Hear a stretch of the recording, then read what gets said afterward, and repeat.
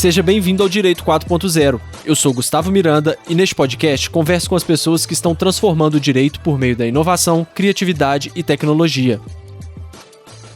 Já vimos por aqui no podcast que a inteligência artificial faz parte do nosso dia a dia, inclusive no direito. Mas até que ponto os algoritmos carregam os vieses dos humanos que os criaram? O machine learning consegue garantir a isenção, a justiça e a segurança jurídica para todos? Para falar sobre os efeitos e desafios da aplicação da inteligência artificial no direito, eu convidei a Bianca Kremer. Ela é advogada, professora e pesquisadora especializada em Direito e Tecnologia, doutoranda em Direito pela PUC-Rio e mestre em Direito Constitucional pelo UFF. Foi Research Fellow na Universidade de Leiden, na Holanda, membro do Núcleo de Direito e Novas Tecnologias na PUC-Rio, coordenadora de pesquisa no Laboratório Empresa e Direitos Humanos na linha Direito, Novas Tecnologias e Sociedade, professora de Direito da UFF, do Instituto Infinet, da PUC-Rio, da Universidade Veiga de Almeida, do ITS Rio e do Instituto New Law. E é também coordenadora acadêmica no IDS. Para você não perder nenhum dos nossos próximos episódios, siga o Direito 4.0 no seu player favorito, siga o nosso Instagram, que é @Direito 4.0 Podcast, e também estamos no LinkedIn. É só procurar Direito 4.0 Podcast. Beleza? Vamos nessa? Bianca, seja bem-vinda ao Direito 4.0. A gente tem uma visão de inteligência artificial, de robô, né? Graças, eu acho, a esses filmes de Hollywood e também muito a mídia, né? Que sempre as notícias que vão quando a gente vai abordar a tecnologia, na maioria são muito assim sensacionalistas, né? Então a gente tem essa visão de que inteligência artificial é aquela coisa que no final das contas é sempre uma luta que vai acontecer entre robôs e humanos pela sobrevivência e quem ganhar vai permanecer no planeta, né? E a gente sabe, antes até parecia que era uma coisa muito mais distante, agora a gente sabe que está muito mais próxima da gente, a gente já está falando de inteligência artificial com uma aproximação, né, uma familiaridade maior, porque ela está começando já a permear o nosso dia a dia, né? Então, eu acho que é interessante a gente já começar esse episódio desmistificando essa questão de inteligência artificial. O que é, afinal de contas, essa tal de inteligência artificial? Oi, Gustavo. Olha, obrigada pelo convite. Na verdade, o que é interessante, você mencionou os filmes de hollywoodianos e a imagem sobre as tecnologias dominando a humanidade, e a gente sempre foi permeado justamente por essa ideia de que a inteligência artificial seria necessária para atuar junto com ela no planeta, um olhar mais tecnofóbico.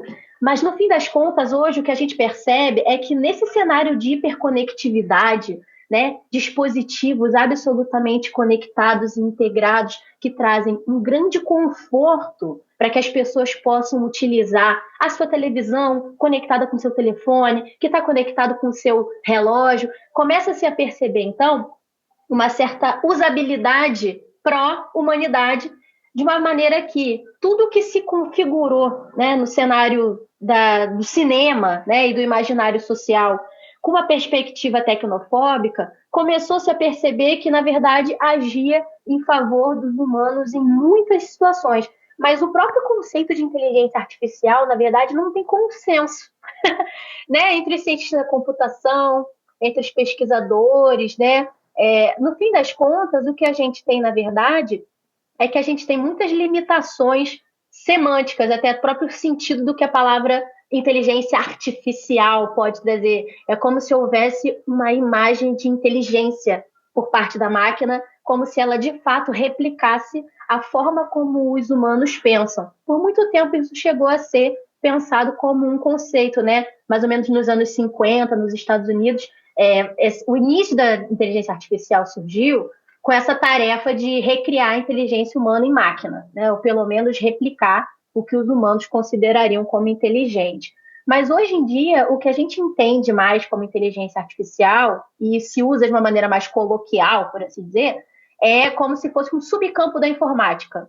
Ou seja, é um subcampo que tem a finalidade de desenvolver aprendizado de máquina, que é o que a gente entende por machine learning, né? Então, conceituar a inteligência artificial hoje é uma tarefa meio difícil. Não só no cenário tecnológico, mas no cenário social, né? No direito, em que a gente usa esse tipo de ferramenta de uma maneira muito dinâmica. A princípio, então, era uma emulação dessa inteligência humana, mas esse conceito tende a ser superado num futuro não muito distante, né? Porque o desenvolvimento tecnológico tem agido de uma maneira tão intensa que a mera replicação da inteligência humana acaba diminuindo em muitas potencialidades do que a inteligência artificial ou inteligência computacional, como muitos autores da tecnologia têm tentado conceituar, né?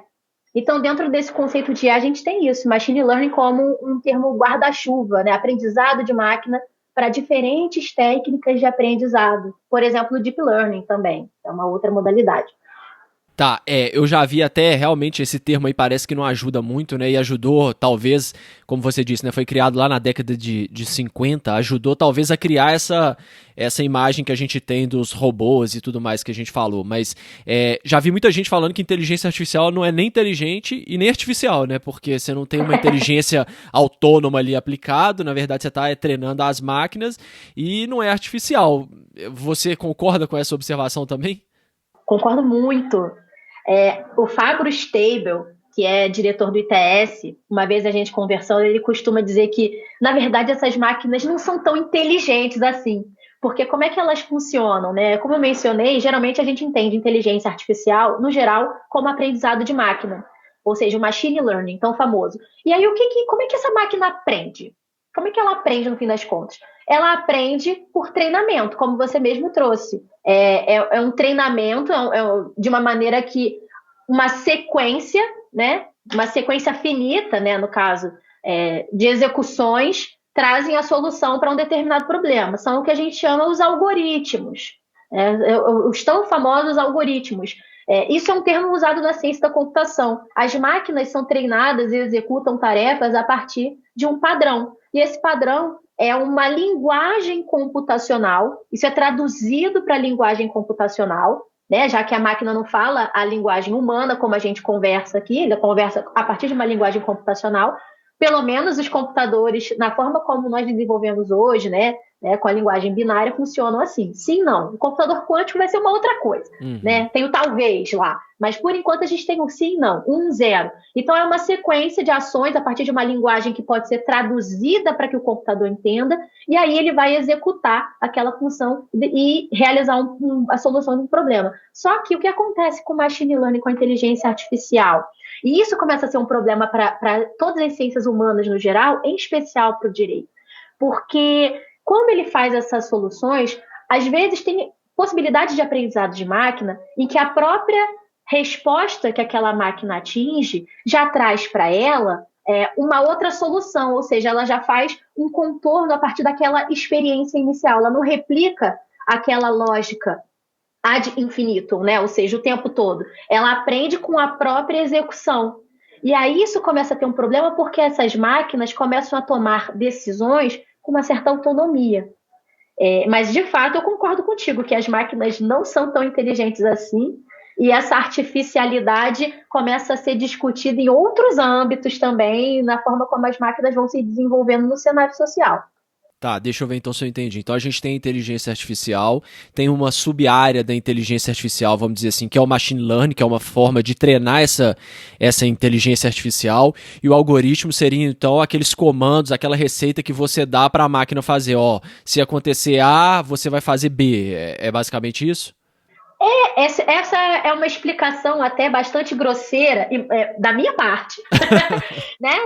Assumindo o meu papel de operadora do direito. Sim. Preocupada com os conceitos de máquina. Uma pessoa da informática, da ciência da computação, da engenharia de software, certamente vai fazer uma explicação muito mais sofisticada do que... Claro. Eu falo assim, pro nosso papo, para nós, operadores do direito, que a gente precisa entender e separar esses conceitos, isso aí seria ok pra gente seguir e conseguir discutir mais profundamente, né? Sim, os deméritos, sim, exatamente. Como eu disse, os deméritos são todos meus na linguagem que eu uso para explicar, mas tentando ser o mais didática possível nesse sentido, né? É exatamente isso. É como se a inteligência artificial, o conceito dela ainda é aberto, né? Ainda tem não tem muito consenso, até na perspectiva tecnológica. Então, a gente vem se preocupando com a inteligência artificial sob a ótica de entendê-la como um subcampo da informática, sim, a partir da analogia que a gente faz ao machine learning, ou seja, aprendizado de máquina. Então, a gente faz essa análise, esse olhar para a inteligência artificial como que um sinônimo de aprendizado de máquina. E é isso. Tá, ótimo. E o que você pode assim dar de exemplos no dia a dia que a gente já interage com inteligência artificial, que, né, que às vezes até vai surpreender as pessoas de, poxa, não sabia que eu era tão bombardeado assim por inteligência artificial no meu dia a dia. Nossa, muita coisa. Os gigantes da tecnologia, como por exemplo Amazon, Apple, Facebook, Microsoft, né? Eles usam tecnologia de inteligência artificial para potencializar os seus negócios e tornar a usabilidade das suas plataformas, dos seus produtos e serviços atraentes para o consumidor, que somos nós, né? Então, a gente pode perceber o uso de inteligência artificial em muitas situações. Por exemplo, ferramentas de busca. A gente não percebe, mas a Google tem algoritmos, mais precisamente um algoritmo denominado PageRank, que é protegido por segredo de negócio, né, segredo industrial, e a forma com que ele ranqueia as informações e personaliza esses buscas, né? Porque a nossa experiência, isso que as pessoas não sabem, a partir do fenômeno da personalização das buscas, que aconteceu em meados dos anos 2000, entre 2000 e 2010, aproximadamente 2003, o uso da Google mudou, ou seja, a forma como eu uso a Google é totalmente diferente de você, é totalmente diferente de qualquer pessoa, né? Então, essa personalização da experiência já é feita por inteligência artificial a partir do cruzamento de informações que se tem a respeito do usuário. Uma outra coisa que a gente tem como inteligência artificial no nosso cotidiano. E aí a busca também, desculpa te interromper, e a Nada, busca, eu sei que você está dizendo a busca, os resultados, na verdade, das buscas vão ser diferentes para cada pessoa, né? De acordo com o histórico de interação dessas pessoas com as ferramentas, né? Em alguma medida, sim. Pelo óbvio que existe uma certa padronização para questões mais básicas, até porque o objetivo das pessoas é também trocar informações e conseguirem acessar as mesmas coisas. Isso é, inclusive, o interesse de negocial também das empresas que custeiam, né, essa produção desse serviço, né, para estarem nas páginas de 1 a 3, preliminarmente a página 1, né, que as pessoas dificilmente vão passando para outras páginas. Mas um outro exemplo que a gente pode dar também para que não fique só em Google é Netflix. Algoritmos da Netflix. Como é que aquela operação vai saber ao certo te sugerir filmes que seriam mais interessantes para você e mais interessantes para outras pessoas, a depender do perfil que você tenha, né? Como é que ela vai adivinhar essas preferências? A partir do uso de algoritmos que, com o cruzamento de informações, não apenas do que você utiliza naquela plataforma, mas de acordo com a sua localidade, de acordo com as pessoas, né, que estão no seu entorno, tudo isso vai fazer com que o algoritmo seja mais preciso para te sugerir X e não Y para determinadas acurácias do que eles querem ou pretendem ou assumem que você vai ter interesse.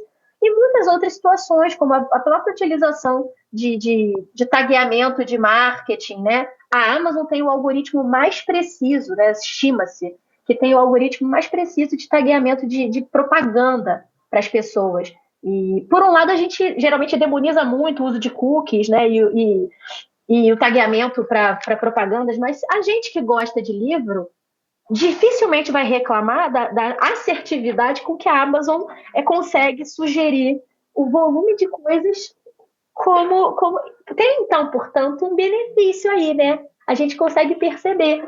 Mas, além de todos... A gente está falando de software, né? De internet, mas tem outras possibilidades de utilização de inteligência artificial também, como nos wearables, né? Dos produtos que nós utilizamos no nosso corpo, relógios inteligentes, né?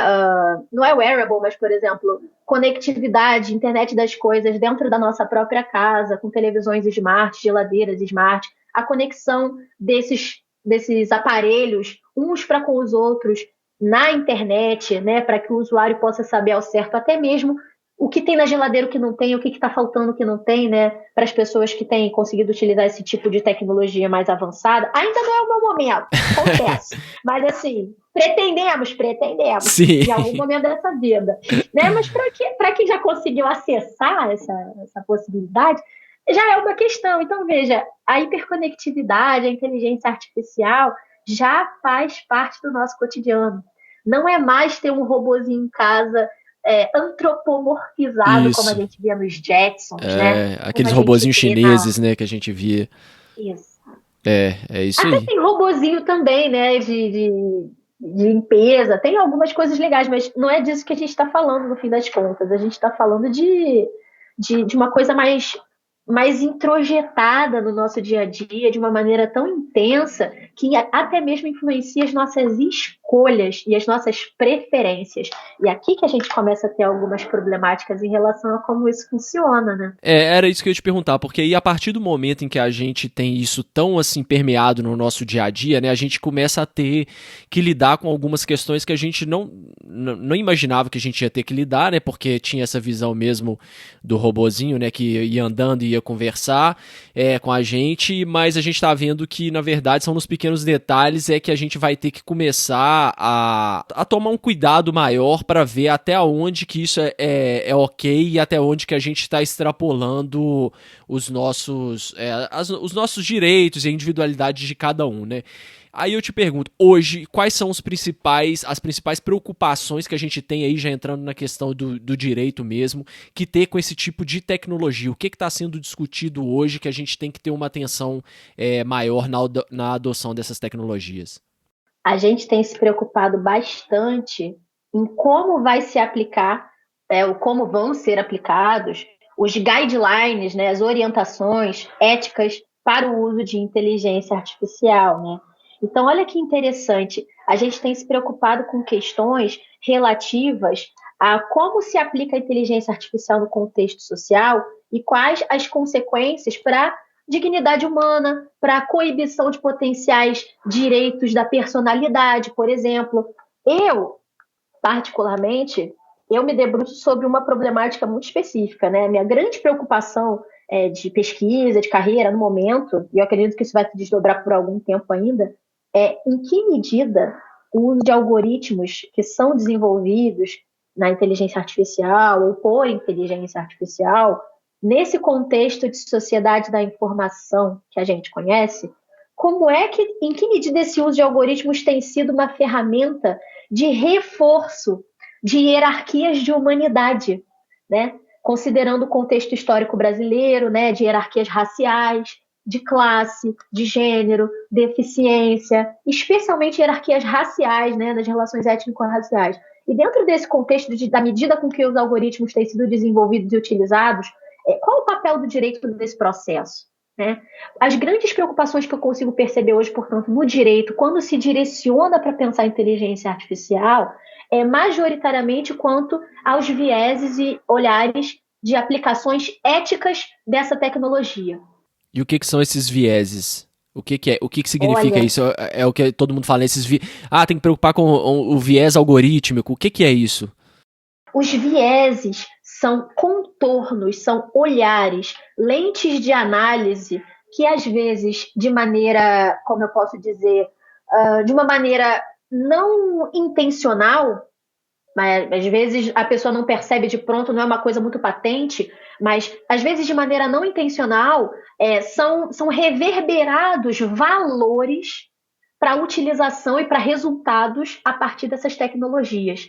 Porque geralmente a gente parte de uma premissa de que as tecnologias são neutras, porque elas apenas respondem, como a gente falou, são sequências, algoritmos são sequências de aplicações e que vão ser utilizados para a solução de um determinado problema. Então, a partir de uma sequência dada por um ser humano, aquele algoritmo vai partir de uma premissa e, às vezes, concluir por si mesmo e chegar num outro caminho.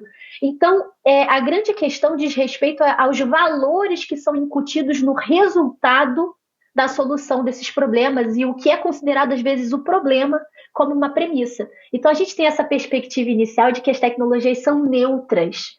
E a gente tem o mesmo problema do direito, se a gente parar para pensar, né, Gustavo? Uhum. E a gente pensa que o direito é uma ciência neutra, que o princípio do juiz natural é eivado de de um contexto de neutralidade, né? E que, na verdade, isso não coaduna com a realidade. Nós somos seres no mundo, com vivências no mundo, com valores que nós trazemos da nossa ancestralidade, das pessoas e lugares pelos quais a gente passou. Então, a gente se transforma na intersubjetividade, né? Com a troca entre as pessoas. Então, eu acredito que esse é o grande problema do direito hoje para pensar a inteligência artificial. A questão dos valores, os vieses, que podem ser e são, muitas vezes, reverberados no contexto tecnológico, de modo que esses valores, ainda que inconscientes, quando do processo de programação ou para a aquisição de determinados resultados a partir do banco de dados disponibilizado para que aquele algoritmo ou aquela máquina aprenda a partir daquelas informações disponibilizadas, aí que a gente começa a perceber esses chamados vieses, né, que é a imputação desses valores. Que valores são esses? Em que medida determinadas pessoas são colocadas num processo de invisibilidade quando sofrem violências a partir desses valores? E mais, a grande dificuldade que o direito vai ter, a gente está caminhando agora com iniciativas de construção de guidelines éticos no exterior e no Brasil também, para pensar posso dizer, a regulamentação dessas tecnologias. Isso já está em discussão na sociedade civil, ainda de maneira muito incipiente, mas já está num processo de discussão, né, em eventos. O próprio o Comitê Gestor da Internet agora acabou de publicizar um ciclo de palestras sobre inteligência artificial e as questões sociais, dentre elas questões de gênero, raça, né, sexualidade, enfim. As pessoas têm discutido sobre isso e as dificuldades que o direito vai ter no processo de regulamentação para não coibir a inovação, Isso. Que é, inclusive, um dos objetivos iniciais. A gente está nesse tensionamento. Legal. Você falou tanta coisa interessante aqui que agora eu não sei nem por onde eu começo, na verdade. Olha só. O problema maior hoje está efetivamente na tecnologia em si ou a preocupação é mais legítima aos dados que vão ser utilizados para alimentar uma tecnologia que vai tratar determinado problema? Onde que mora hoje o ponto de atenção maior, na sua opinião? Difícil responder essa pergunta. Na minha visão, né, no meu olhar, eu parto de um lugar em que eu não penso que tecnologia é um problema de maneira nenhuma, e eu não penso que a existência de banco de dados seja um problema, porque já é um contexto, né? Bancos de dados hoje são ativos econômicos e a gente não tem como fugir dessa realidade social. Hoje a economia é movida a dados. Isso é uma realidade, ponto.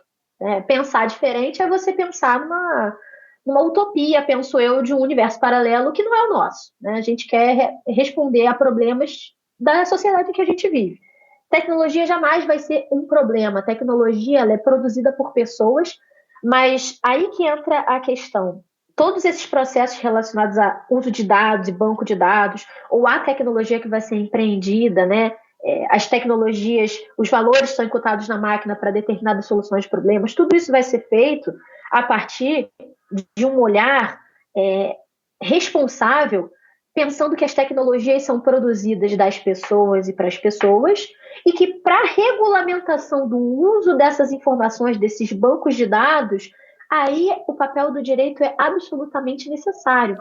Uhum. Para isso que a gente está pensando agora, e a gente já está às portas, né, da Lei Geral de Proteção de Dados, a importância de você ter uma responsabilidade, accountability, né, no processo de construção desse banco de dados que vai mover determinados negócios, né, dependendo da natureza do negócio, de maneira absolutamente intrínseca à própria atividade empresarial.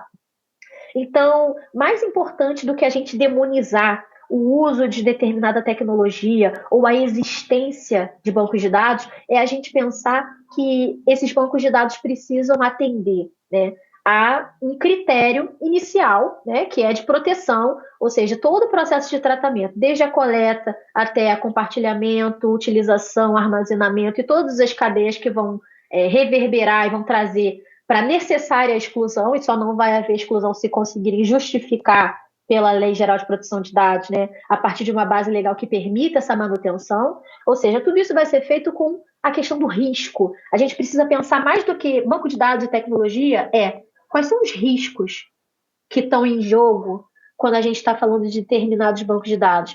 Quais são os dados que estão em jogo dentro desse banco de dados? O que vai ser feito a partir disso? Quais são as políticas de segurança que vão ser aplicadas para que esse banco de dados de fato produza efeitos econômicos e vai produzir efeitos jurídicos, né? Porque isso é uma questão natural. Produzir efeito econômico, a gente já tem efeitos jurídicos. Bancos de dados geral e tecnologia já são uma questão de geopolítico. Tanto é que o Kai-Fu Lee, não sei se você conhece esse livro do Kai-Fu Lee, o AI Superpowers, todo mundo gosta muito desse livro. Ele acho que foi traduzido para português, Inteligência Artificial alguma coisa, foi traduzido em 2019, agora eu não lembro o nome. É um chinês que trabalhou no Vale do Silício, e aí ele cunhou um termo que eu achei muito interessante quando ele fala da corrida de inteligência artificial que está acontecendo hoje entre Estados Unidos e China, chamada AI World Order, ou seja, a ordem mundial de inteligência artificial, em que ele fala que hoje inteligência artificial não é só mais uma ferramenta, é um verdadeiro contexto geopolítico de dominação, e ele produz consequências em caráter global. É o que a gente está falando sobre banco de dados, por exemplo. Quando você me pergunta, portanto, qual é o problema, se são os dados, se é a tecnologia, eu vou te responder de uma maneira talvez vaselinada, mas eu acho que você vai entender. Não é nenhum dos dois. É a forma com que as pessoas interagem e introjetam dinâmicas de poder na utilização desses dados e na utilização dessa tecnologia. Então, por isso que a gente tem que pensar em risco, accountability, né?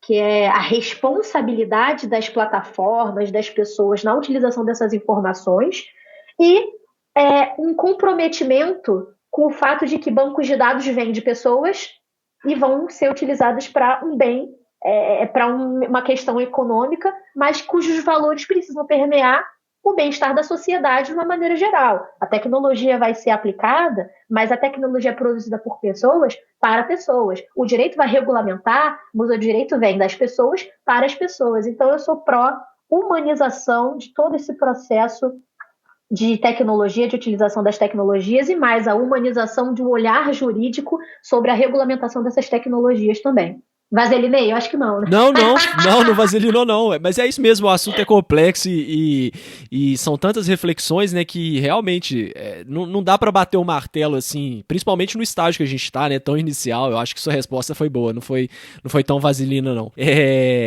Agora, você tá falando aí muito de comportamento humano, né? Como que a gente consegue equilibrar as coisas? Porque nós, os humanos também, a máquina, você falou lá no começo, a máquina ela vai ser treinada pelos humanos e tudo mais, mas nós humanos também temos cada um seus valores éticos, isso é muito é uma dualidade muito grande, né? E são esses mesmos humanos que vão treinar essas máquinas através, sei lá, inserindo dados ou através de uma correção ali assistida da máquina e tal.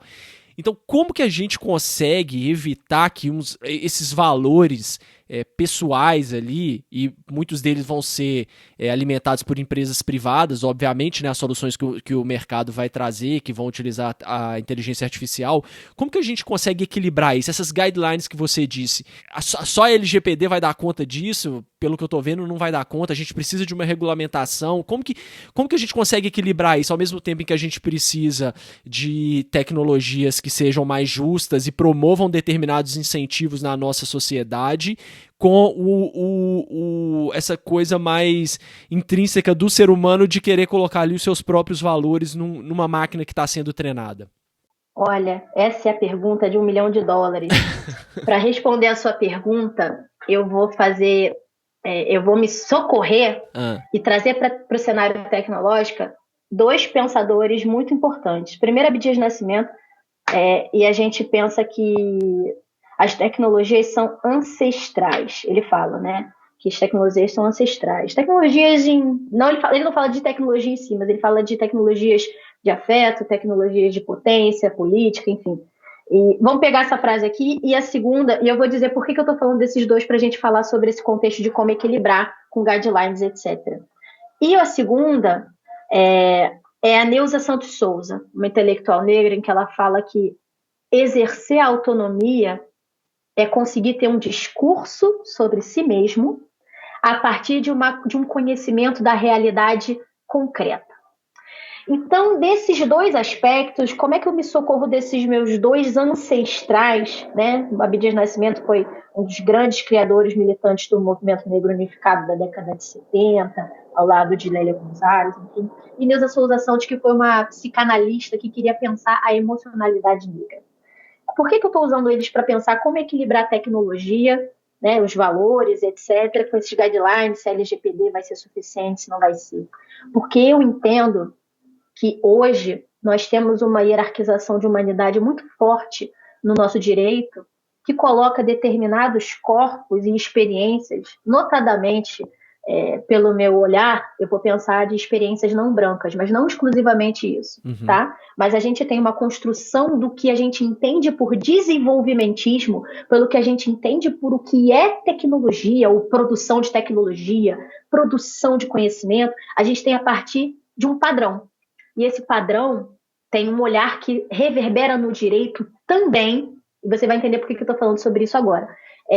A partir de um critério de uma racialidade, né, uns privilégios de uma racialidade que não é nomeada, que é o que a Maria Aparecida Bento chama de branquitude, né, que são os benefícios, os privilégios históricos que são experienciados por pessoas que não são negras dentro de padrões do que a gente entendeu por normalidade e humanidade. E por que eu estou falando isso? O direito e a nossa cultura jurídica, para a gente querer solucionar problemas que são pretensamente universais, como proteção de dados e quaisquer outros bens jurídicos que a gente quiser inscrever aqui, liberdade, autonomia, autodeterminação informativa, né? Tudo isso que a gente quiser falar, igualdade, a gente vai precisar pensar em que medida todas as pessoas, de fato, a universalização desse sujeito de direito realmente é aplicada e atende às expectativas dessa pretensão. Porque o que a gente tem hoje é uma normalização de um processo de violências para determinados corpos, determinadas experiências, que são colocados no que, por exemplo, a gente denomina uma zona do não ser, Franz Fanon denomina, numa invisibilidade. A violência é o padrão para a solução de controvérsias e o direito não atende ali. O direito não chega ali. E aqui é o grande pulo do gato para a gente responder como equilibrar. Quando a gente fala da aplicação das tecnologias, é muito novo, muito recente a gente ouvir relatos, estudos e boatos de pessoas que têm percebido que sistemas de reconhecimento facial, aplicações de tecnologia têm reverberado vieses racistas, por exemplo, e com violência de gênero. Por exemplo, são exemplos o caso da Nokia, para sair da questão racial meramente negra, da Nokia que tinha a tecnologia de você piscar os olhos, e aí aqueles asiáticos nunca conseguiam tirar fotos porque dizia, você está piscando, né? Ou seja, uma tecnologia que não funciona. Ou a Google, quando promoveu a Google Fotos, né?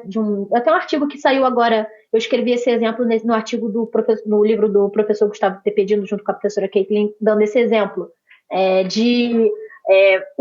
a Google Fotos, ela tagueava automaticamente, você tinha a gratuidade de você colocar suas fotos naquele serviço, e aí ele tagueava. E aí, mostrava, pessoa, menina, era um treinamento da inteligência artificial do Google. Eles permitiam que você armazenasse suas fotos e, em contrapartida, eles utilizavam a treinamento da inteligência artificial dele de reconhecimento de coisas daquelas imagens que você colocava. Uma das fotos foi um casal de pessoas negras e eles taguearam como gorilas. E aí foi questionado, tudo isso, enfim. Então, estou falando o seguinte, essas discussões são muito novas. Até então, a gente tinha a pretensão de que tudo isso seria dotado de neutralidade e que o direito daria conta de regulamentar essas questões. Como é que o direito vai regulamentar essas questões? Né? Como é que a LGPD vai dar conta de regulamentar essas questões? Se a gente tem, por exemplo, algoritmos de modelagem de crédito que não consegue levar em consideração que, se você permite a utilização de dados sensíveis, por exemplo, para a proteção do crédito, no artigo 11 da LGPD, em que medida determinadas pessoas vão ser mais prejudicadas do que outras no acesso a produtos e serviços, por exemplo, principalmente pessoas colocadas na marginalidade, né, ou colocadas em uma posição de menor poder aquisitivo. Análise de risco de crédito do consumidor, o geopricing da Senacom, tudo isso é feito de uma maneira pela LGPD, ainda que intencionalmente pensando o sujeito de direito, o detentor de dados pessoais de maneira universalizada, a gente sabe que determinadas informações sensíveis, para uns, prejudica mais do que para outros.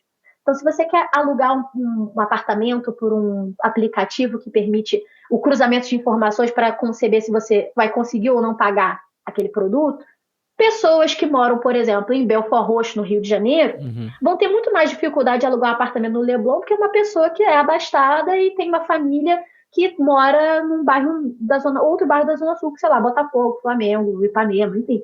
Isso é social. Então, a LGPD não dá conta sozinha, né, de aplicações de inteligência artificial que vão produzir efeitos de uma maneira muito severa na vida das pessoas. E por isso que a gente precisa de um olhar acurado para essas vulnerabilidades, para essas diferenças. E como equilibra? Então, é difícil responder porque, no fim das contas, a gente está falando de pessoas e de uma normalização de padrões que o direito construiu historicamente, que são colocadas à margem nas suas subjetividades. São microviolências que não são trazidas à tona na legislação, de uma maneira clara, porque o direito não consegue dar conta desse sujeito universalizado que é diferente socialmente.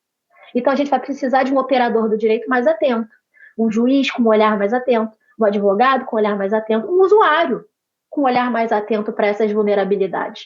Né? E isso vai levar, infelizmente, um pouco de tempo. Né? Nesse aspecto, eu sou um pouco pessimista, mas eu sou, na quesito tempo, mas eu sou otimista no quesito respostas. Né? Como é que a gente equilibra? Com a construção de guidelines atentos a essas microviolências e a essas vulnerabilidades e essas discriminações muitas, raciais, de gênero, de deficiência, de acesso ao hardware, compreensão de software, de inclusão digital. Com o Covid, a gente está vendo a dificuldade que tem. A gente achava que conexão não era um problema no Brasil e a gente começou a perceber que para as pessoas conseguirem trabalhar e estudar foi um problema para as pessoas mais pobres, nos bairros mais pobres, né? Em quesito de acesso, qualidade de conexão, enfim. Isso é só a ponta do iceberg, né? Então, quando a gente pega esses guidelines éticos da Alemanha, da França e de outros países, da Europa em geral, Estados Unidos, enfim, a gente precisa pensar, esses guidelines são legais, mas eles de fato atendem às particularidades da sociedade brasileira?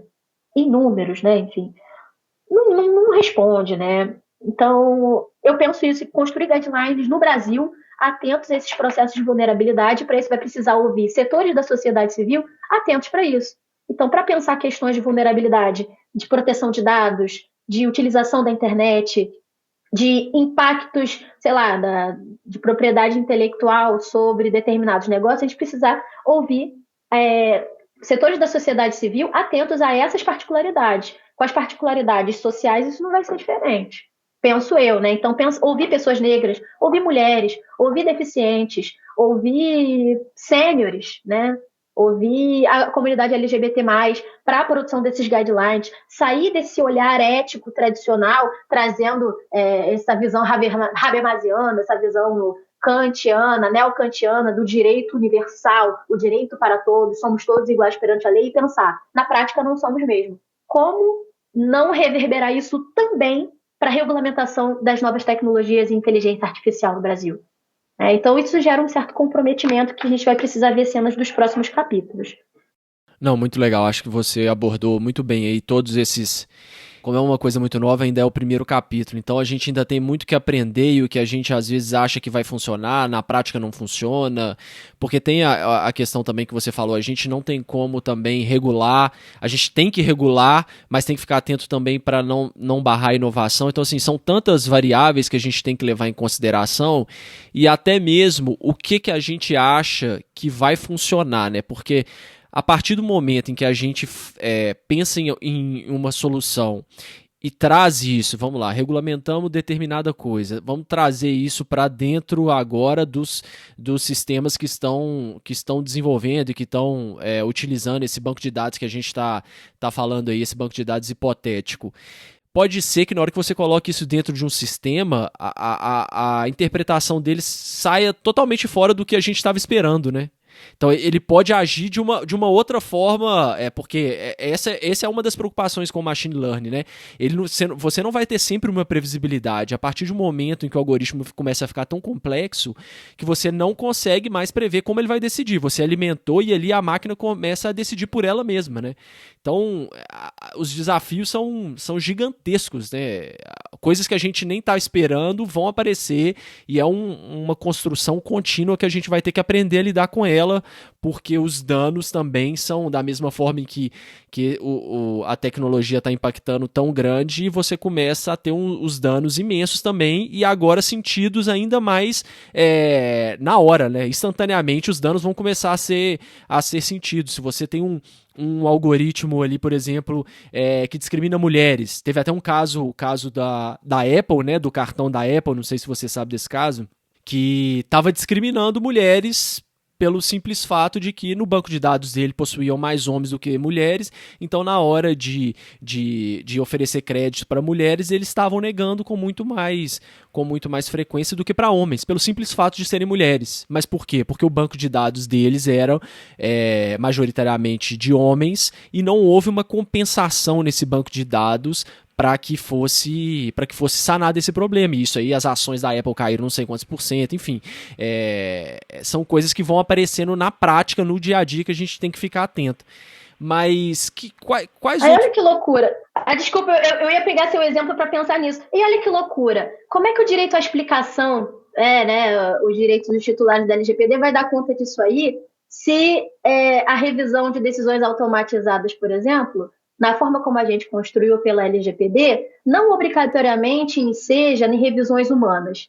Então, é mais um exemplo para mostrar como a LGPD por si só não dá conta e a gente vai precisar do olhar atento do operador do direito, né? Aí a gente pode até discutir alguns exemplos práticos que eu acho legal também. A questão de você deixar, por exemplo, que tenha acontecido aplicativos de entrega ou sites, né, de varejo bloqueando determinados produtos para alguns endereços. Por exemplo, vai para alguma comunidade de difícil acesso ali, eles falam que o produto não tem, que está esgotado. Mas aí chega um outro CEP diferente para fazer a entrega, o produto está lá disponível. Então assim... São detalhes mesmo que a gente... Como que a gente consegue entrar na máquina e entender que aquilo ali foi feito porque alguém colocou ali que era um local de risco, que tá havendo muito furto, e aí então a partir daquele momento eu vou bloquear. Isso é legal ou não é legal? Né? Nossa, muito difícil, né? A gente, consumidor, geralmente dificilmente vai ter acesso a essas informações, na verdade. Para você ver que a motivação, a explicação e a boa vontade vai partir mesmo do sujeito, né, da empresa que vai estar disponibilizando aquele produto ou aquele serviço. Em que medida esse direito à explicação vai ser, de fato, disponibilizado para esse usuário, para esse consumidor, né? Como ele vai justificar todo esse processo? A gente fica preocupado muito com o processo a necessidade de haver explicação, de haver respostas, mas a gente pode se preocupar em como essas respostas, de fato, vão chegar, com que transparência elas vão chegar com o consumidor final, a depender do seu grau de importância, né, econômico, né, para aquela empresa. Mas você acha que na prática esse quesito do direito à explicação ele vai ser funcional? Porque a partir do momento em que você pega um algoritmo tão complexo, que já conversei com algumas pessoas que falam assim, às vezes você não vai conseguir explicar por que o algoritmo tomou aquela decisão.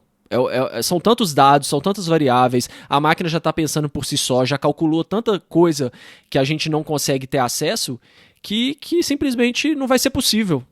Eu concordo plenamente com isso. Eu acredito que o direito à explicação é uma ferramenta que a LGPD traz muito importante e está em consonância com outros guidelines, né, outras legislações, outros regulamentos, como, por exemplo, o GDPR também traz o direito à explicação, mas nem sempre vai ser possível trazer essa explicação, porque muitas vezes a gente não vai conseguir nem saber ao certo qual foi, como você mesmo disse, como é que aquela máquina chegou àquela determinada conclusão.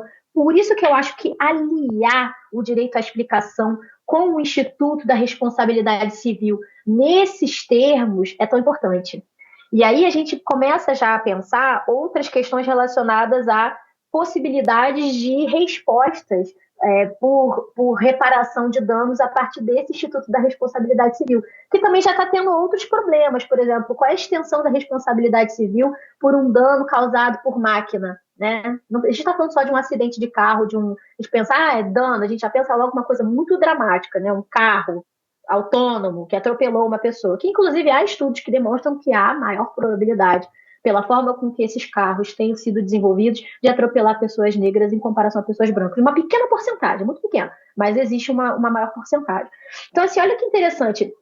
Como é que essa responsabilidade civil vai se debruçar? Né? A gente já não sabe se a LGPD traz resposta de responsabilidade objetiva por parte dos agentes de tratamento, se é subjetiva, se depende, né, de cada situação. Eu já vi hipóteses de solidariedade absoluta, né, o levantamento de possibilidades. Por exemplo, Rafael Zanata levantou isso uma vez. Essa possibilidade, ele não se posicionou exatamente ao instante, olha, eu sou o pró, mas ele levantou essa possibilidade. Ele tem uma experiência de direito consumidor, né, muito grande enfim, direitos difusos, coletivos, então ele tem esse olhar. Mas são outras respostas. Você vê, tem 3 caminhos que a gente ainda precisa discutir muito na doutrina, a gente precisa discutir, já tem acontecido esses debates, e aí a gente precisa realmente estruturar esse debate para trazer uma resposta para uma impossibilidade do direito à explicação, por exemplo. Eu não sei como você pensa em relação a isso, mas eu vejo que os dois precisam andar alinhados, senão a gente não vai conseguir respostas para possíveis danos causados por máquina, né? Não, eu concordo 100% com você. É uma ferramenta que foi trazida para tentar sanar alguns desafios que a gente vai ter e evitar alguns danos, mas eu tenho minhas dúvidas se na prática isso não é uma visão talvez um pouco ingênua do que dá para ser feito com a tecnologia, né? Assim, eu acho muito ingênuo também.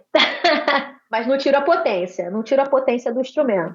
É isso que a gente tá batendo, né, o tempo inteiro. É muito novo, ninguém tem resposta pronta. É porque às vezes as pessoas que estão, talvez, no processo legislativo não têm a visão ali da tecnologia, do dia a dia e do que pode ser feito e da complexidade que isso pode virar, né? Então, assim, fizeram com a maior... Dá um alento, né? Você lê assim, bom, eu vou poder... acho que foi até num episódio que eu conversei com o Alexandre Zavaglia, eu acho que ele falou assim, bom, já tem um algoritmo que vai chegar e vai falar assim, no hospital, por exemplo, eu tenho 5 leitos e tenho 7 pessoas. Quais vão ser as 5 pessoas que vão poder ocupar os leitos? E aí o algoritmo vai ter que decidir para quem ele vai dar os leitos, né? Então aí levam vários critérios, por exemplo, bom, uma doença que o cara tem a chance de recuperar grande ou pequena, ou quanto tempo essa pessoa vai passar no leito de uma UTI, por exemplo, né? Eu tava falando de UTI.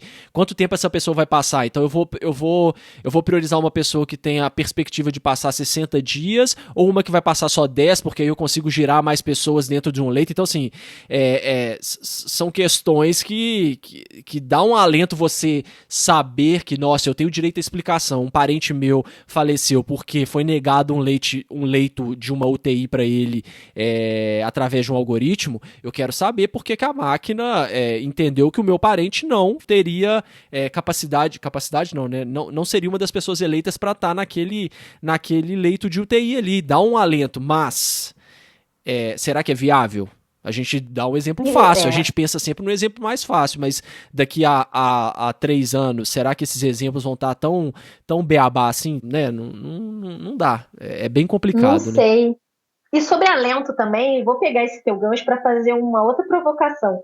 As tecnologias trazem alento também para quem tem que decidir essa decisão impopular, né? Quando você tem um algoritmo que decide quem vai ou não ocupar leito hospitalar, isso é uma decisão tão impopular que dá um alento para o próprio sujeito que não precisa mais tomar aquela decisão difícil. Por isso que eu acho que a responsabilidade, o accountability, é tão importante nesse processo de utilização da inteligência artificial. Esse debate é tão importante, porque você despessoaliza a responsabilidade por uma decisão que a princípio deveria ser humana, e aí ela acaba sendo neutralizada com o fenômeno das tecnologias, né? A gente deve mesmo seguir por esse caminho, a gente não pode ter um outro olhar diferenciado para esse questionamento, Eu entendo que a própria revisão, a questão da revisão das decisões automatizadas por outra máquina, a não obrigatoriedade de um olhar humano,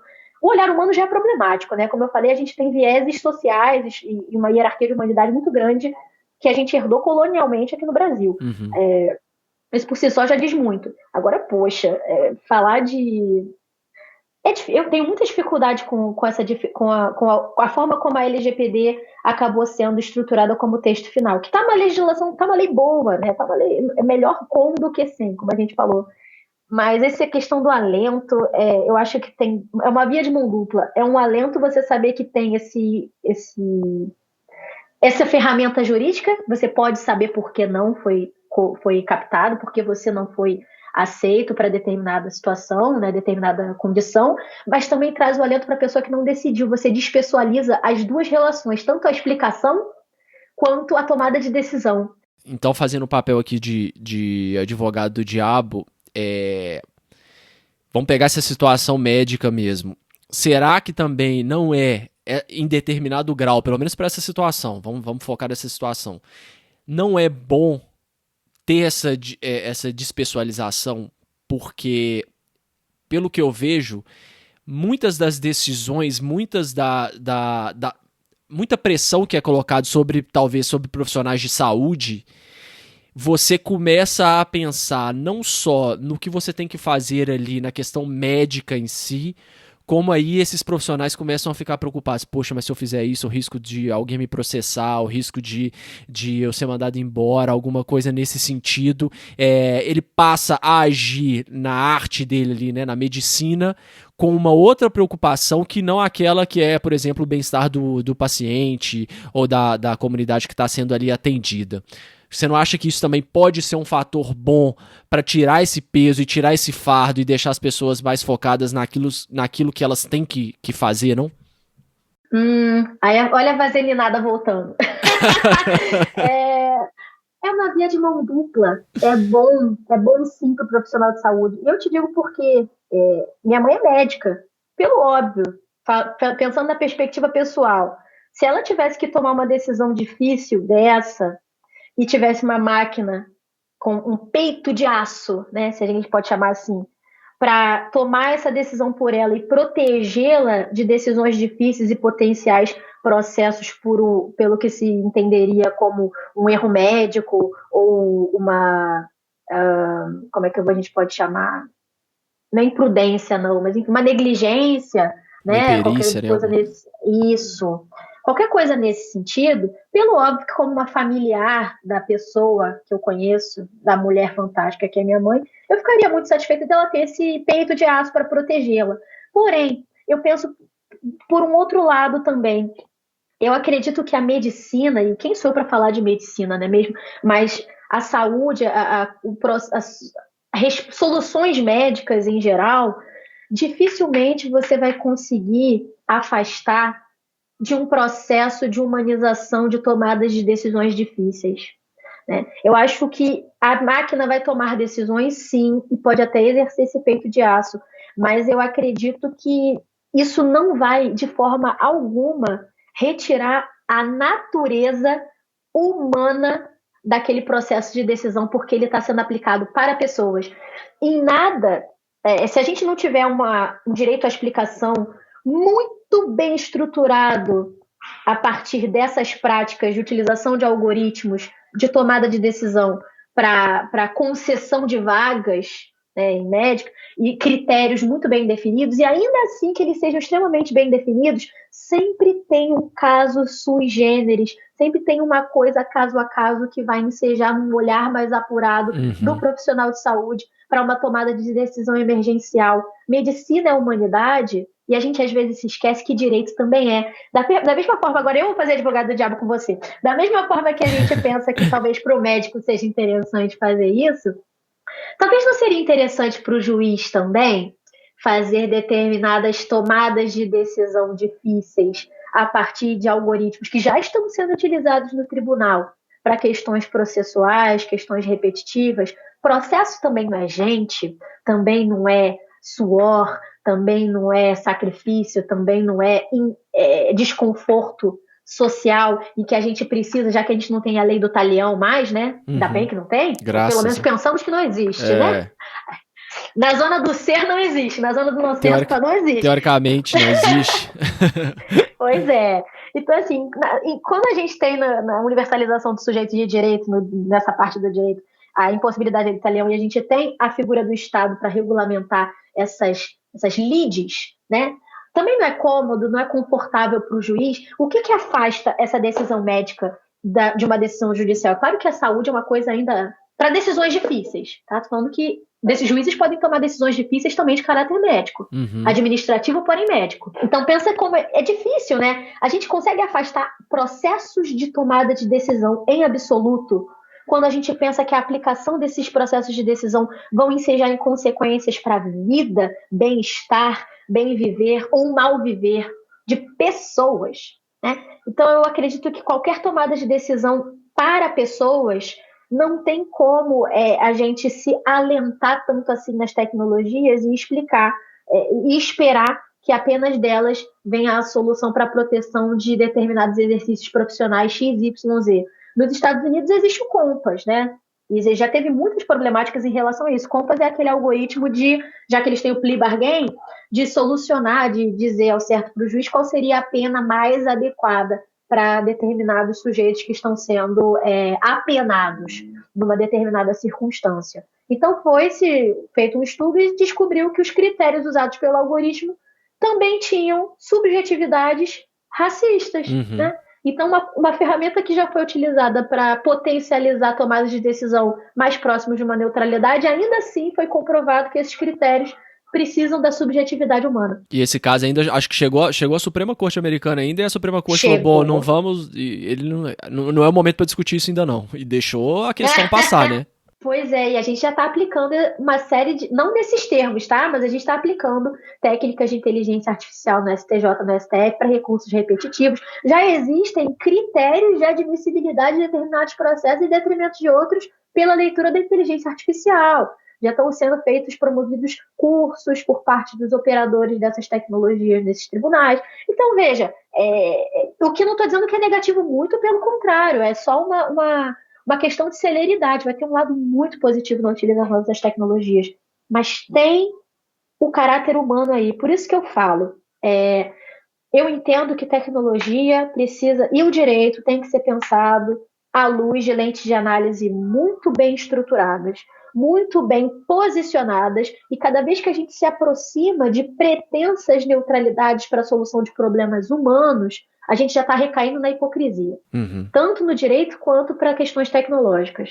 Então, de fato, essa tecnologia não pode ser boa? Pode, mas ela também pode ser ruim. Como é que a gente vai fazer essa ponderação de interesses? Aí, essa ponderação de interesses vai ser feita a partir de um olhar humano.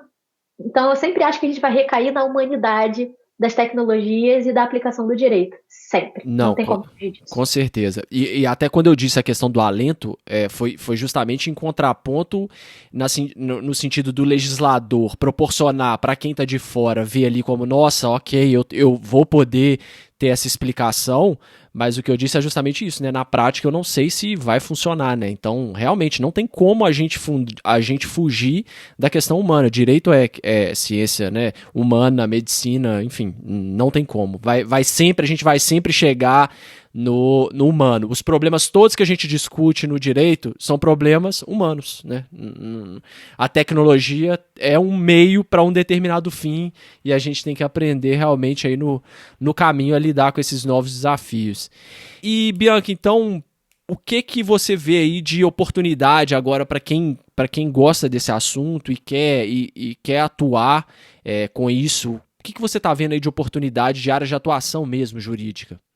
Olha, tem muita coisa. Só de proteção de dados, a gente já está construindo um cenário muito promissor, assim, em termos de pessoas comprometidas com, é claro, sempre tem um certo oportunismo jurídico quando surge um instrumento diferenciado, né? Com a época do compliance também houve essa correria toda, né, há alguns anos atrás. Eu acredito que com a LGPD a gente está indo pelo mesmo caminho, mas eu vejo muitas oportunidades no sentido de que um estudo mais aprofundado em relação não apenas à LGPD, Mas se o indivíduo que deseja ingressar nessa área de proteção de dados, privacidade e proteção de dados, né, que não são a mesma coisa, mas que um faz parte de um todo muito maior, que é o contexto da proteção de dados, diz respeito a um contexto muito maior, muito mais amplo, que é a privacidade como um todo, né? Uhum. Mas, de qualquer maneira, é sempre bom pontuar, né? Porque a gente tem instrumentos jurídicos que já trabalham o elemento da privacidade, Constituição Federal, Código Civil. Então, a gente tem um arcabouço jurídico estruturado e a Lei Geral de Proteção de Dados complementa em algumas questões pontuais. É sempre bom pensar isso. Mas, para o indivíduo que deseja trabalhar nessa área, a gente tem processos de adequação de empresas que ainda não estão tendo essa estrutura toda. Então, a gente tem um boom aí de processos de adequação, que eu costumo brincar, chamar de Marie Kondo dos dados, né? Que é a pessoa que trabalha com produção de dados, nada mais é do que a pessoa que vai organizar, saber onde fica cada coisa e o que traz alegria para o negócio. Muito bom. Então, isso é uma coisa minha boba, assim, que eu gosto muito de organização, eu acabei cunhando essa bobagem. Mas, assim, tem esse trabalho que é bacana para quem gosta, tem gente que já está trabalhando com isso e não gosta, né? E tem o contencioso também de proteção de dados, as pessoas que estão querendo, porque a LGPD vem com o objetivo de trazer conhecimento e maior autonomia para o titular dos dados saber o que cada empresa e cada organização tem a seu respeito, setores públicos e privados. Então, pelo óbvio, vai haver um boom aí de contencioso de proteção de dados em caso de eventual descumprimento da LGPD. Com a estruturação da Autoridade Nacional de Proteção de Dados, isso tende a potencializar de uma maneira ainda mais intensa. Inteligência artificial, nossa, tem muito ramo. A gente está discutindo ainda os parâmetros éticos a partir dos quais o Brasil vai começar a pensar o uso e aplicação dessas tecnologias. Os pesquisadores que trabalham com ética e inteligência artificial já estão trabalhando essas questões até no Ministério da Ciência e Tecnologia. A Miriam Wiener já começou no início do ano uns levantamentos e uma escuta, né? Uma ouvidoria por parte da sociedade civil a partir das iniciativas do Ministério da Ciência e Tecnologia nesse sentido. Então, a gente está andando muito bem nesse progresso. Quem quiser fazer a parte acadêmica e se debruçar sobre inteligência artificial, etc., o momento é super quente para isso. As pessoas que já trabalham com isso há algum tempo já estão inseridas nesse debate. No meu caso, eu também já estou de maneira bastante intensa, em perspectiva racial, mas é por uma questão política, assim, e política não pensa em político-partido, né? Tipo, é um ato político de posicionamento para a população negra nesse aspecto, porque eu entendo que o momento é crucial para a gente se posicionar e não ficar na retaguarda das principais discussões jurídicas em relação ao tema, como é de praxe acontecer, né? Mas, enfim, para o mercado está muito aquecido para quem quer trabalhar com tecnologia. A gente tem falado muito sobre direito digital, ou seja lá o que isso quer dizer, né? Uhum. Mas foi construído esse conceito de tudo que for digital. As pessoas estão trabalhando com essa nova área do direito, que diz respeito a tudo que diz respeito à produção, à interseção entre direito e tecnologia. E para isso, não é só LGPD, para isso não é só Marco Civil da Internet, é um bom conhecimento do Código Civil, é um bom conhecimento da aplicação de tecnologia para setores públicos também, então bons conhecimentos de direito administrativo, o bom e velho direito constitucional permeando, né, sendo o ponto modal de toda e qualquer observação que a gente faça em qualquer instituto jurídico que a gente vai trabalhar, né, os valores e princípios constitucionais regendo todas as relações sociais, enfim, direito tributário, direito financeiro, a gente tem falado sobre muito fintech, né, regulamentação ou não da CVM nesses processos. O mercado está muito aquecido para isso, para quem quer estudar profundamente e se apoderar dessas discussões e, inclusive, traçar olhares diferenciados sobre esses temas. É o momento para a doutrina doutrinar de fato sobre essas questões, orientar decisões judiciais em muitas situações, aspectos, e também para o profissional do direito se posicionar e conseguir defender os interesses dos seus clientes como melhor aprouver na determinada situação em que ele estiver inserido.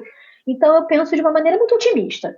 Tanto que as aplicações são ótimas, quanto que o mercado tem se colocado de braços abertos para os profissionais que desejam se especializar nessa área, que é fascinante. Eu sou suspeita para falar, mas eu acho incrível. Muito bom, Bianca. Excelentes dicas. E para a gente já ir, então, caminhando aí para o final do episódio, vou fazer algumas perguntinhas rápidas para você. qual que foi a dica mais valiosa que você já recebeu? E aí, não só na área do direito, na vida, fica à vontade para compartilhar com a gente em qualquer área que você acha que seja interessante. Olha, eu vou te dizer uma coisa que foi um divisor de águas na minha vida, que não necessariamente tem a ver com tecnologia, etc. Eu sou grata a muitas pessoas e muitas portas se abriram para mim nesse desenvolvimento de carreira, que a gente está em constante construção, né? E eu, principalmente, eu com 31 anos, estou longe de dizer que eu estou pronta ou que eu sou ou a referência em qualquer coisa. Eu sou guiada e mentorada por pessoas incríveis. Mas eu, quando comecei a querer fazer essa abordagem acadêmica, eu achava que quando eu entrei na faculdade de Direito eu só poderia ser advogada ou eu só poderia fazer concurso público. Então, quando eu conheci professores fantásticos, eu comecei a pensar, talvez seja legal o prestígio, não no sentido apenas especulativo da profissão, né? Mas o prazer de lecionar, o processo de aprendizado, ensino-aprendizagem é muito, muito forte, né? Foi muito forte para mim. Então, eu conheci uma professora chamada Cíntia Conder, lá na UFRJ, quando eu estava terminando a faculdade. Eu falei para ela, eu fui uma pessoa muito desiludida na faculdade, reprovei algumas vezes, eu achava que eu não ia conseguir terminar. Eu falei para ela, professora, eu não posso fazer mestrado nunca. Falei isso, eu falei a palavra nunca. Porque o meu CR é uma vergonha.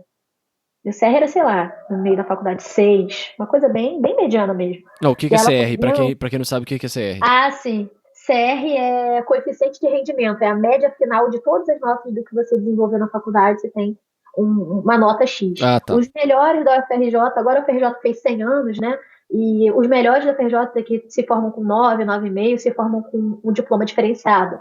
É um diploma cum laude ou summa cum laude, de pessoas com um aproveitamento foríssima da curva. E aí eu passei longe dessa premiação, né? E aí eu falei para ela, Cíntia, eu nunca vou conseguir fazer mestrado. E ela falou para mim assim, Bianca, sabe qual é o CR do Caio Mário, um dos principais civilistas, mais clássicos civilistas do direito brasileiro, né? E eu falei, não, professora. Ela foi professora de Direito de Família. E ela falou isso para mim, sabe por que você não sabe? Porque não importa. Acredita, sabe, nas coisas que você faz. Comece daqui para frente. Se você refez a sua trajetória, está reorganizando a sua rota, reorganiza a sua rota e olha para frente. E aquilo Sensacional. ali me marcou muito. A partir dali eu me senti capaz e eu acredito fortemente que a partir dela eu me tornei professora de Direito Civil ali. Eu me senti capaz de ter uma qualificação acadêmica e já estudei fora, enfim, terminando doutorado, escrever livro, capítulos de livro, mas agora tive alguns, agora vou ter o meu, né? Sobre vieses raciais e tecnologias. Então, assim, acredite nas pessoas, né? As pessoas, às vezes, uma palavra de uma pessoa que você admira, um profissional, pode mudar a sua vida. Então, se eu pudesse dar esse conselho, seria: se você está numa área completamente diferente do direito e de repente você se apaixonou em direito digital e pensar, mas eu não tenho mestrado, eu não tenho doutorado, eu estou longe das principais discussões sobre direito e tecnologia, eu nunca vou conseguir, eu no máximo vou pegar um contenciosinho aqui e ali. Não vai por esse caminho. Pensa que é uma área nova e segue seu coração, porque a área é promissora e tem espaço para quem se dedicar e se destacar, sabe? Acredita no seu potencial. E vou falar, mas eu sou especialista em, sei lá, direito de família e eu queria fazer direito digital e trabalhar com direito tributário. Pois faça. Faça uma reorganização de rota estruturada, né? Pensa de uma maneira estratégica e inteligente, ande com as pessoas que você mais admira, corra atrás do grupo que de maneira afetiva também, né? Quando a gente faz parte de um grupo profissional afetivo e profissional, a gente potencializa muito isso. Eu sou muito privilegiada nesse sentido. Sensacional. Adorei. Mas eu recomendo isso. Pensem, façam isso. Não desacreditem só porque você está fora da área que você não pode entrar. Pode sim, você é capaz de qualquer coisa se você se dedicar. O que significa sucesso para você, Bianca? Sucesso, para mim, é atingir resultados a partir de situações que eu construí, né, a despeito dos percalços, e conseguir os resultados que eu desejo em conjunturas saudáveis mentais. Eu sempre parto da perspectiva de que eu sou do axé, né? Então, antes do orixá vem o ori. O ori é a cabeça. A gente parte de uma filosofia de que você precisa cobrir a sua cabeça para proteger. Protege a sua cabeça de todo espírito de sabotagem ou de autossabotagem, protege da síndrome da impostora, protege das críticas que não são construtivas, e a partir de uma crença em si mesmo e do valor pessoal você atinge toda e qualquer coisa. Então o sucesso para mim é ore firme e trabalho concluído. Pelo menos por hora tem sido como eu tenho pensado sucesso. Muito bem, muito bom. E para quem ficou interessado sobre esses assuntos que a gente conversou aqui, tem algum livro, algum curso, alguma palestra, algum vídeo que você gostaria de indicar? Nossa, tantos que se eu for indicar um, eu vou passar vergonha. Mas se eu pudesse indicar livros, existem coletâneas muito maneiras sobre direito digital, sobre lei geral de proteção de dados, né? A gente tem o que eu posso recomendar por, sei lá, se você quiser entender contexto de sociedade da informação, eu recomendo Manuel Castells, quando ele escreve desde a década de 70 de sociedade da informação, ou até o próprio Ruptura, né? Quando ele fala da crise da democracia e pensa questões de direito e tecnologia. Sobre lei geral de proteção de dados, eu vou fazer o jabá e vou falar do livro que daqui a pouco vai para a segunda edição, que a gente lançou pelo grupo de pesquisa DROA, PUC-Rio, encabeçado, né, pela professora Caitlin Mulholland, que é a LGPD, o novo marco normativo do Brasil, e nele eu contribuí com um capítulo sobre agentes de tratamento e responsabilidade deles nas plataformas digitais, ou as discussões sobre responsabilidade. Eu posso indicar as coletâneas de direito digital também, do professor Guilherme Martins, da UFRJ, em que ele traz coletâneas e compilados sobre direito privado e internet. Se não me engano, ele já está na 3ª edição.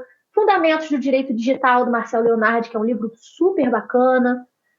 Enfim, tem muitos livros que eu poderia indicar. O professor Carlos Afonso Souza tem um compilado chamado O Futuro Foi Programado, de compilados de artigos que ele escreveu sobre na blogosfera, se não me engano, da UOL, e ele traz compilados sobre direito e tecnologia e observações sobre situações de tecnologia que acontecem no nosso cotidiano, o direito ao esquecimento também na internet, da professora Isabela Freihoff, que é um livro muito bacana. Sérgio Branco, então, nem se fala, a sumidade no livro dele sobre direito ao esquecimento. Então, material não falta. E pessoas para a gente seguir também não. Já botei um monte de nome aí na Berlinda para a gente começar a seguir algum dos principais pensadores. Bruno Bione, poxa. Esqueci, Bruninho. Sobre o consentimento. O livro dele foi a dissertação de mestrado. Livro extremamente bem escrito dele.